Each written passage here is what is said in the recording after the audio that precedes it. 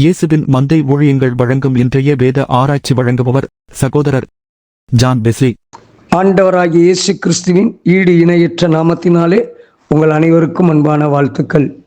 இந்த நாளுக்கான வேத வசனம் எசேக்கியேல் தீர்க்கதரிசியின் புத்தகம் 18ஆம் அதிகாரம் 9ஆம் வசனம். என் கட்டளைகளின்படி நடந்து என் நியாயங்களை கைக்கொண்டு உண்மையாயிருப்பானேயாகில் அவனே நீதிமான், அவன் பிழைக்கவே பிழைப்பான் என்று கர்த்தராகிய ஆண்டவர் சொல்லுகிறார். அருமையான கர்த்தருடைய பிள்ளைகளே, 3 காரியங்கள் நீதிமானுக்குரிய அடிப்படை குணாதிசயங்களாக சொல்லப்பட்டிருக்கிறது. 1, கர்த்தருடைய வேதத்தின்படி நடக்கிறவர்கள். பைபிள் சொல்கிறது, அவருடைய வேதத்தின்படி நடக்கிற உத்தம மார்க்கத்தார் பாக்கியவான்கள். அவருடைய வசனம் கால்களுக்கு தீபம், பாதைக்கு வெளிச்சம். ஆம், வசனத்தின்படி வாழ்கிறது, வசனத்தை கேட்கிறது அல்ல. உலக பிரகாரமான மனிதர்கள் ஒருவனை புகழ்வதினால், அவனை சிறந்தவர்கள் என்று சர்டிபிகேட் கொடுப்பதினால் ஒரு மனிதன் நீதிமான் அல்ல. வசனத்தின்படி, அவருடைய வசனம்தான் நமக்கு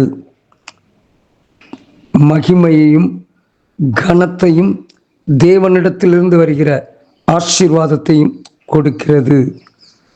தேவனுடைய வசனத்தின்படி நாம் வாழ்கிற வாழ்க்கை வாழ வேண்டும். 2வது காரியம் அங்கே சொல்லப்பட்டிருக்கிறது, என் நியாயங்களை கைக்கொண்டு.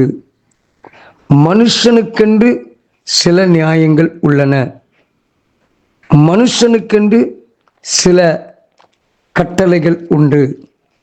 தனக்குத்தானே வகுத்திருக்கிற காரியங்கள் அவைகள் அல்ல.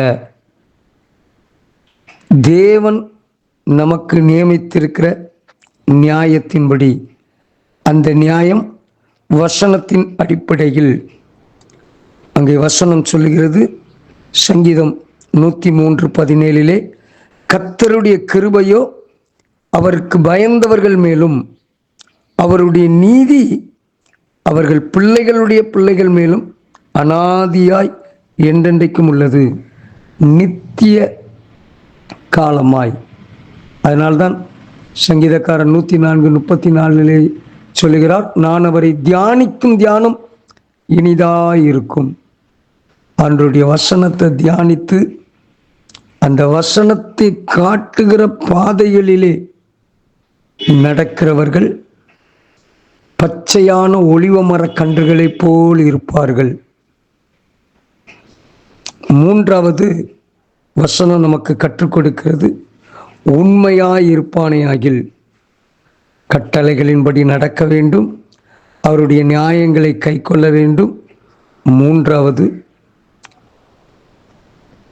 உண்மையாயிருப்பானேயாகில், உண்மையுள்ள வாழ்க்கை. உலக பிரகாரமான மாய்மாலமான வாழ்க்கை அல்ல, உண்மை.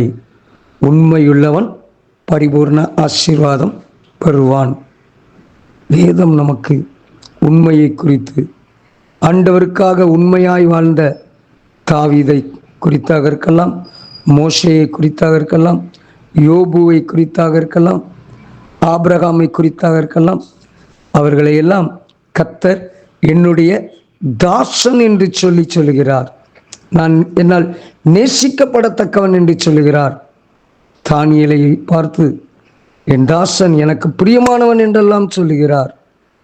அப்போ இப்படிப்பட்டவர்களை நீதிமான். அவனுக்குரிய ஆசீர்வாதம் என்ன? வசனம் சொல்கிறது, அவன் பிழைக்கவே பிழைப்பான். உலக பிரகாரமான ஜீவனாகவும் இருக்கலாம், உலகத்துக்கு பிறகு உள்ள வாழ்க்கையாகவும் இருக்கலாம். எசேக்கியேல் 18:20 சொல்லுகிறது அல்லவோ, பாவம் செய்கிற ஆத்துமாவே சாகும். மனுஷன் இந்த உலகத்துல உயிரோட வாழ்ந்துடலாம், ஆனா அவனுக்குள்ள ஒரு ஆத்மா இருக்கிறது, நமக்கு ஒரு நித்தியம் இருக்கிறது. இந்த உலகத்திலும் அவன் மன நிறைவோடு வாழக்கூடிய வாழ்க்கை.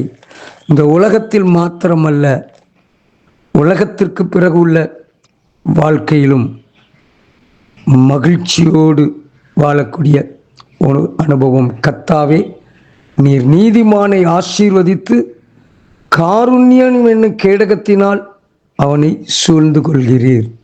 நீதிமானுடைய ஆசீர்வாதம் கர்த்தருடைய காருண்யம் சூழ்ந்து கொள்ளும்.